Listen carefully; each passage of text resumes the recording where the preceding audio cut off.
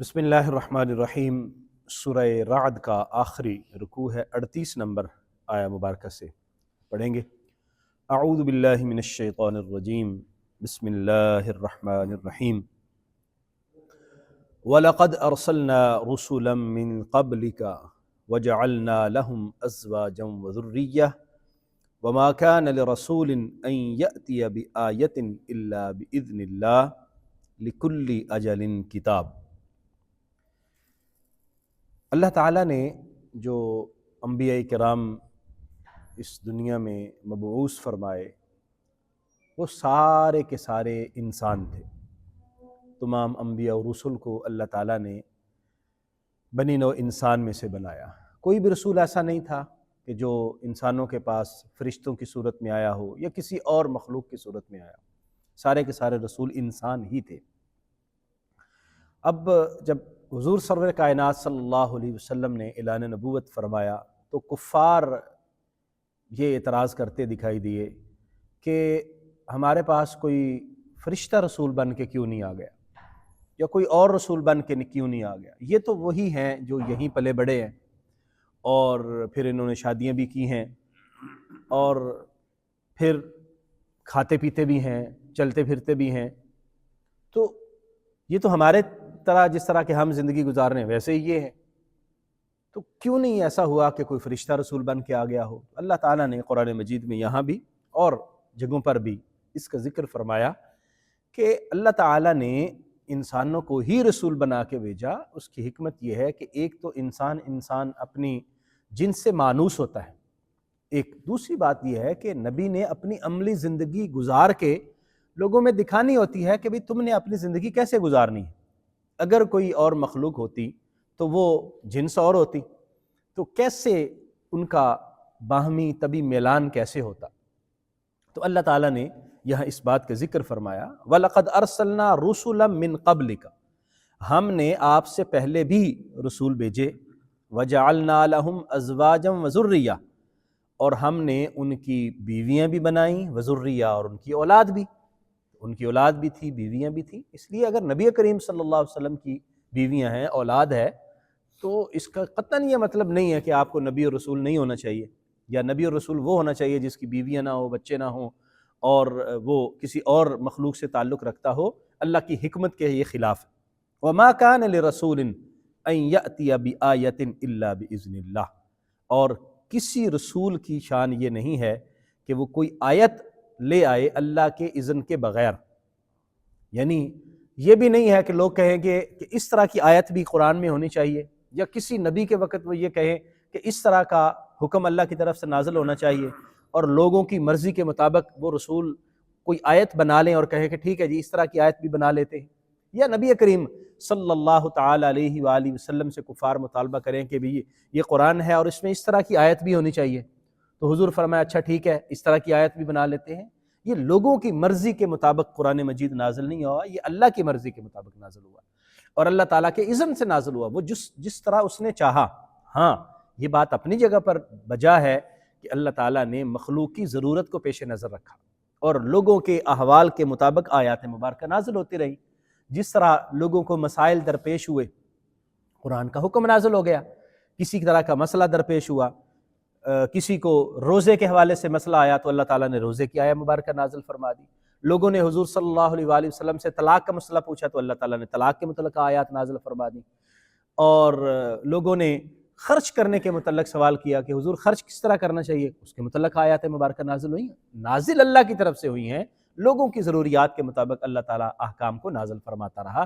لیکن یہ نہیں ہے کہ اللہ کی مرضی کے بغیر رسول اکرم صلی اللہ علیہ وسلم نے خود قرآن کی آیات بنا لی ہوں، یہ کسی بھی نبی کی شان ایسی نہیں ہوتی۔ لِكُلِّ أَجَلٍ کتاب، ہر مدت اللہ کے ہاں لکھی ہوئی ہے، ہر ایک کا نوشتہ موجود ہے، اس مالک نے ہر ایک کی مدت مقرر کی ہے۔ جو نبی آئے ہیں ان کی اپنی اپنی مدتیں تھیں، وہ اپنے اپنے دور میں اپنے اپنے وقت تک آتے رہے۔ نبی کریم صلی اللہ علیہ وسلم آخر الزمان نبی ہیں، اور آپ قیامت تک آپ ہی نبی ہوں گے، خاتم النبیین اللہ نے بنا کے بھیجا، حضور کے بعد کوئی نبی نہیں آئے گا۔ قرآن مجید میں اللہ نے اس بات کی بھی تصریح فرما دی ہے۔ اور اسی طرح جو قومیں آتی رہیں، جو واقعات ہونے ہیں قیامت سے متعلق، اللہ کب قیامت قائم فرمائے گا، اللہ تعالیٰ کے پاس ہے، یہ ساری اس مالک کی بات لکھی ہوئی ہے۔ یمحو اللہ ما یشاء، جس کو چاہتا ہے مٹا دیتا ہے، ویثبت، اور جس کو چاہتا ہے ثابت رکھتا ہے۔ وَعِندَهُ ام الکتاب، اصل کتاب جو ہے اسی کے پاس ہے، اللہ کریم جل مجدہ الکریم کے پاس اصل کتاب ہے، جس کو چاہتا ہے مٹاتا ہے، جس کو چاہتا ہے رہنے دیتا ہے۔ اب اس کی ایک تشریح تو یہ ہے کہ اللہ تبارک و تعالیٰ نے انبیاء کرام کا جو سلسلہ جاری فرمایا، اللہ تبارک و تعالیٰ نے کائنات کے نظام کا جو سلسلہ جاری فرمایا ہے، وہ جس طرح چاہتا ہے، اس کی مرضی ہے، وہ کرتا ہے۔ ایک اس کی تشریح یہ ہے کہ کفار کہتے تھے کہ جناب اگر یہ اللہ کا کلام ہے تو تورات اور زبور اور انجیل بھی تو اللہ کا کلام تھا، اب اس میں تو اور طرح کے حکم ہیں، اب اس میں اور طرح کا حکم ہے، اگر اللہ کا کلام ہے تو جو پہلے حکم تھا ویسے ہی یہ حکم آ گیا۔ پھر یہ بھی ہے کہ اللہ تعالیٰ نے قرآن مجید کے اندر ہی ایک حکم پہلے بیان فرمایا اور پھر اس کو تھوڑا سا تبدیل فرما کے دوسرا حکم بیان کر دیا۔ اگر یہ اللہ کی طرف سے ہی ہے تو پھر ایک ہی طرح کا کیوں نہیں ہے؟ ہم ناسخ و منسوخ کا سلسلہ پڑھتے ہیں۔ اللہ تبارک و تعالیٰ نے مثلا قرآن مجید کے اندر شراب کے حرام ہونے کا ذکر ہے، تو حضور صلی اللہ علیہ وآلہ وسلم سے پوچھا گیا شراب سے متعلق بتائیے، آپ نے فرمایا کہ اس کے نقصانات زیادہ ہیں، اگرچہ کچھ فائدے بھی ہیں لیکن نقصانات زیادہ ہیں۔ پھر دوسرا حکم نازل ہوا کہ ایمان والو جب نماز پڑھنے لگو تو یعنی نشے کی حالت میں نہیں ہونا چاہیے، نشے کی حالت میں نماز کے قریب مت جاؤ۔ تیسرا حکم پھر نازل ہوا کہ شراب کو مکمل طور پر حرام کر دیا گیا۔ اب یہاں یہ بھی اعتراض تھا کہ جی شراب حرام کرنی تھی تو پہلے ہی کیوں نہیں حکم نازل ہو گیا وقفے وقفے سے اسی طرح؟ تو اس میں اصل انسان کی جو بہتری ہے اس کو پیش نظر رکھا گیا۔ مثلا شراب ہے، اگر یکدم اس کے حرام ہونے کا حکم اللہ نازل فرماتا، لوگوں کے لیے اس کو چھوڑنا مشکل ہو جانا تھا، تو اللہ تعالیٰ نے اس کو مرحلہ وار تدریج کے ساتھ اس کو منع فرمایا۔ اسی طرح کچھ اور احکام ہیں، تو یہ بھی لوگوں کے لیے سمجھنا بڑا مشکل تھا کہ پہلے اللہ نے اور حکم نازل کیا دوسرا، تو فرمایا یمحو اللہ ما یشاء، اللہ چاہے جس کو مٹا دے، جس کو چاہے ثابت رکھے، اس مالک کی مرضی ہے۔ وَعِندَهُ ام الکتاب، اصل کتاب تو اسی کے پاس ہے۔ یہاں ایک دوسری بحث بھی تقدیر کے حوالے سے چلتی ہے۔ اللہ تبارک و تعالیٰ نے جو کچھ بھی انسان نے کرنا تھا اللہ تعالیٰ نے اس کو لکھ دیا ہے، اب اس میں کیا ہے تبدیلی ہو جاتی ہے نہیں ہوتی، تو اس حوالے سے مفسرین کرام بحث فرماتے ہیں کہ تقدیر کی دو قسمیں، ایک تقدیر وہ ہے جس کو تقدیر معلق کہا گیا ہے، اٹیچ، کسی نہ کسی چیز کے ساتھ اٹیچ کر دی گئی۔ مثلا میں بیمار ہو جاتا ہوں تو اللہ تبارک و تعالیٰ نے اس کو اٹیچ کر دیا ہے کہ اگر یہ فلاں ڈاکٹر کے پاس جائیں گے یا فلاں دوائی استعمال کریں گے اس طرح کی تو ٹھیک ہو جائیں گے، اگر میں وہ دوائی استعمال کرتا ہوں ٹھیک ہو جاتا ہوں، اگر نہیں کرتا تو ویسے کا ویسا رہتا ہوں، بیمار رہتا ہوں یا بیماری بڑھ جاتی ہے۔ تو اس طرح کی جو تقدیر ہوتی ہے اس کو ہم کہتے ہیں تقدیر معلق۔ ایک ہوتی تقدیر مبرم جو چینجیبل نہیں ہوتی، جو اللہ تعالیٰ نے اس کو مثلا کسی کی موت کا وقت مقرر ہے، وہ کب آنا ہے اللہ تعالیٰ نے اس کو لکھ دیا بالفرض، وہ اب چینج نہیں ہوگا۔ تو جس کو اللہ تعالیٰ نے کوئی اور بھی چیز یا موت یا کوئی اور چیز، اللہ تعالیٰ چاہے تو موت کو بھی مؤخر فرما دیتا ہے، میں ویسے سمجھانے کے لیے عرض کر رہا ہوں۔ اللہ تبارک و تعالیٰ نے یہ لکھ دیا کہ فلاں واقعہ اس طرح ہوگا اور یہ چینجیبل نہیں ہے، تو اس تقدیر کو کہتے ہیں تقدیر مبرم، وہ تبدیل نہیں ہوتی، اور جو ہو جاتی ہے اس کو کسی نہ کسی چیز کے ساتھ اٹیچ کیا ہے اس کو تقدیر معلق کہا جاتا ہے۔ تو یہ دو طرح کی تقدیر، آپ احادیث مبارکہ پڑھیں، اس میں نبی کریم صلی اللہ علیہ وآلہ وسلم نے تقدیر کے تبدیل ہونے کی طرف بھی اشارہ فرمایا۔ مثلا حضور نے فرمایا جو شخص یہ چاہتا ہے کہ اس کے رزق میں برکتیں آ جائیں اور اس کی عمر کو بڑھا دیا جائے تو وہ صلہ رحمی کرے۔ اس کا مطلب ہے صلہ رحمی کرنا رزق میں برکت بھی دیتا ہے اور عمر میں اضافے کا باعث بھی بنتا ہے۔ اسی طرح نبی کریم صلی اللہ علیہ وسلم نے والدین کے ساتھ حسن سلوک کرنا اور مخلوق خدا کے ساتھ نیکی اور بھلائی کرنا، اس سے عمر میں اضافے اور برکتیں اور معاملات میں درستگی کی طرف اشارہ فرمایا۔ تو اس کا مطلب ہے کہ اللہ تبارک و تعالیٰ نے ان چیزوں کو اٹیچ کر دیا ہے، جو چاہے کہ اس کی عمر میں برکت ہو، رزق بڑھے تو وہ صلہ رحمی کرے، تو صلہ رحمی کے ساتھ گویا کہ اس تقدیر کو معلق کر دیا گیا۔ تو مالک کے ہاتھ میں ہے، اللہ تعالیٰ چاہے۔ اسی طرح اللہ تبارک و تعالیٰ اپنے بندوں کی دعاؤں سے بھی تقدیروں کو تبدیل فرماتا ہے، اور اس کا بھی احادیث مبارکہ میں بھی ذکر ہے، قرآن کی آیات مبارکہ میں بھی اس کا ذکر ہے۔ حضرت زکریا علیہ السلام کی دعا کا ذکر ہے کہ جب حضرت مریم کے پاس انہوں نے دیکھا کہ وہاں پھل آ رہے ہیں، بے موسم پھل اللہ کی طرف سے آ رہے ہیں، تو وہاں ہنالک دعا زکریا، وہاں حضرت زکریا علیہ السلام نے اللہ کی بارگاہ میں دعا مانگی کہ یا اللہ مجھے اولاد عطا فرما۔ اب حضرت زکریا کے پاس اولاد نہیں تھی، اللہ کی بارگاہ میں دعا مانگی، اور دعا کہاں مانگی؟ حضرت مریم کے پاس، جہاں اللہ کی طرف سے رزق آ رہا تھا۔ اللہ تعالیٰ نے ان کی دعا کو قبول فرمایا اور اولاد عطا فرما دی۔ اسی طرح کسی اللہ کے نیک بندے کی دعا کی برکت سے نبی کریم صلی اللہ علیہ وآلہ وسلم کے معجزات کے حوالے سے ذکر ملتا ہے، حضور کی دعاؤں کی برکت سے بہت سارے معاملات لوگوں کے تبدیل ہوئے۔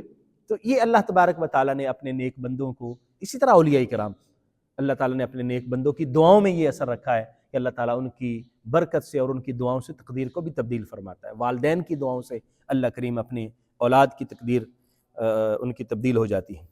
وَإِمَّا نُرِيَنَّكَ بَعْدَ الَّذِي نَعِدُهُمْ، اگر ہم ان کو دکھا دیں بعض وہ چیز جس کا ہم ان سے وعدہ کر رہے ہیں، او نَتَوَفَّيَنَّكَ، یا ہم آپ کی مدت عمر کو پورا کر کے آپ کو اپنے پاس بلا لیں، فَإِنَّمَا عَلَيْكَ الْبَلَاغُ، تو آپ کے ذمے تو بس پیغام پہنچا دینا ہے، وَعَلَيْنَا الْحِسَابُ، اور ہمارے ذمے حساب لینا ہے۔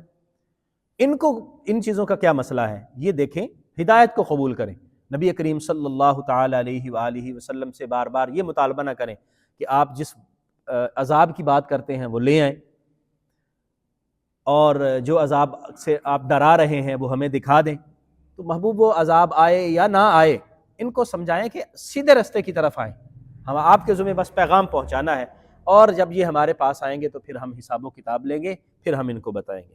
اولم یروا انا نأتی الارض ننقصها، کیا انہوں نے دیکھا نہیں ہے کہ ہم زمین کو ہر طرف سے کم کر رہے ہیں، من اطرافها، ان کے اطراف سے، یعنی زمین کے اطراف سے ہم ان پر زمین کو تنگ کرتے آ رہے ہیں، اور آہستہ آہستہ جب سے ہی اسلام پھیلتا جا رہا ہے، اسلام کی وسعت ہوتی جا رہی ہے، یہ کفار جو ہے وہ کم ہوتے جا رہے ہیں اور زمین ان کی طرف تنگ ہوتی جا رہی ہے۔ آہستہ آہستہ جو ہے وہ کفار کی صورتحال یہ رہ گئی کہ ارد گرد کے سارے قبیلے مسلمان ہو گئے، اور یہ صرف مکہ کے اندر محصور ہو کر رہ گئے، اور اللہ تعالیٰ نے پھر مکہ کی بھی فتح عطا فرما دی مسلمانوں کو۔ تو فرمایا یہ دیکھ رہے ہیں کہ آہستہ آہستہ زمین ان کے لیے تنگ ہو رہی ہے۔ واللہ یحکم، اللہ تبارک و تعالیٰ فیصلہ فرماتا ہے، لا معقب لحکمہ، اس کے حکم کو کوئی رد و بدل نہیں کر سکتا، جو وہ فیصلہ فرما دے وہی اٹل ہے، وہی اس کا حکم چلتا ہے۔ یہ کافر جو مرضی کرتے رہیں، اللہ اپنے ان کے کہنے سے فیصلوں کو تبدیل نہیں فرمائے گا۔ وہو سریع الحساب، اور اللہ تعالیٰ بہت جلد حساب لینے والا ہے۔ وقد مکر الذین من قبلہم، فریب سے کام لیا تھا، مکر کیا تھا ان لوگوں نے جو ان سے پہلے تھے۔ فللہ المکر جمیعا، اور اللہ کے پاس ان تمام لوگوں کے مکر و فریب کا جواب دینا اللہ کے پاس طاقت ہے، یعنی ان کے مکر و فریب کے جواب دینے کی طاقت اللہ کے پاس ہے، اور اس کا جواب اللہ تبارک و تعالیٰ نے دیا ہے۔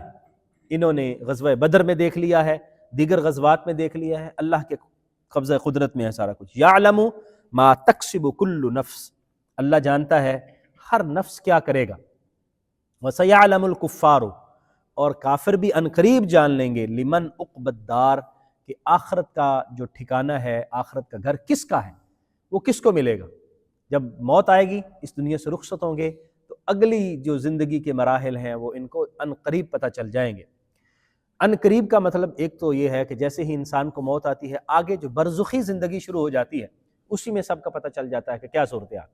حضرت سیدنا عثمان غنی رضی اللہ تعالیٰ عنہ آپ فرمایا کرتے تھے کہ قبر جو ہے یہ قیامت کے یعنی حشر کی منازل میں سے پہلی منزل ہے۔ قبر میں جس کے لیے آسانیاں ہو گئیں، وہ سمجھے کہ آپ آگے مرحلے بھی اس کے لیے آسان ہو جائیں گے۔ تو قبر سے ہی سلسلہ جو ہے وہ شروع ہو جاتا ہے، اس لیے فرمایا ان قریب یہ جان لیں گے۔ وَيَقُولُ الَّذِينَ كَفَرُوا لَسْتَ مُرْسَلًا، اور وہ لوگ جنہوں نے کفر کیا وہ یہ کہتے ہیں کہ آپ رسول نہیں ہیں۔ لست مرسلا، آپ رسول نہیں ہیں۔ قل، محبوب فرما دیجئے، کفا باللہ شہیدم بینی و بینکم، میرے درمیان اور تمہارے درمیان اللہ ہی گواہ کافی ہے۔ تم مجھے رسول نہیں مانتے، نہ مانو، لیکن کل قیامت کے دن تو اللہ تبارک و تعالیٰ چیزیں واضح فرما دے گا، پھر تمہارے پاس کوئی راہ فرار نہیں ہوگا، تو پھر بھاگ نہیں سکوگے۔ ومن عندہ علم الکتاب، اور اللہ کریم کے پاس ہی اصل کتاب کا علم ہے، یعنی اس کا مطلب کل کفا باللہ شہیدم بینی و بینکم، ہمارے درمیان یعنی میرے درمیان اور تمہارے درمیان اللہ گواہ کافی ہے، ومن عندہ، اور وہ گواہ کافی ہے جس کے پاس کتاب کا علم ہے۔ کتاب کا علم کس کے پاس ہے؟ یعنی وہ اہل کتاب جو صحیح معنوں میں کتاب کا علم رکھتے ہیں، ان کو بھی اس بات کا علم ہے کہ نبی کریم صلی اللہ علیہ وسلم اللہ کے رسول ہیں، اور جو مومن ہیں اللہ نے جن کو قرآن کا علم عطا فرمایا وہ بھی اس بات سے آگاہ اور واقف ہیں کہ نبی کریم صلی اللہ علیہ وآلہ وسلم اللہ کے سچے نبی اور رسول ہیں۔ تو جن کے پاس کتاب کا علم ہے وہ بھی جانتا ہے، وہ بھی اس بات کا گواہ ہے کہ میں اللہ کا رسول ہوں، اللہ تعالیٰ نے مجھے نبی بنا کر بھیجا ہے۔ اسی میں ہی بھلائی اور بہتری ہے کہ نبی کریم صلی اللہ علیہ وسلم کی اتباع اور فرم برداری کی جائے، حضور پر ایمان کو مضبوط رکھا جائے، دنیا اور آخرت کی بھلائی اسی میں ہے۔ اللہ تعالیٰ ہمیں عمل کی توفیق عطا فرمائے۔ آمین و آخر دعوایا ان الحمد للہ۔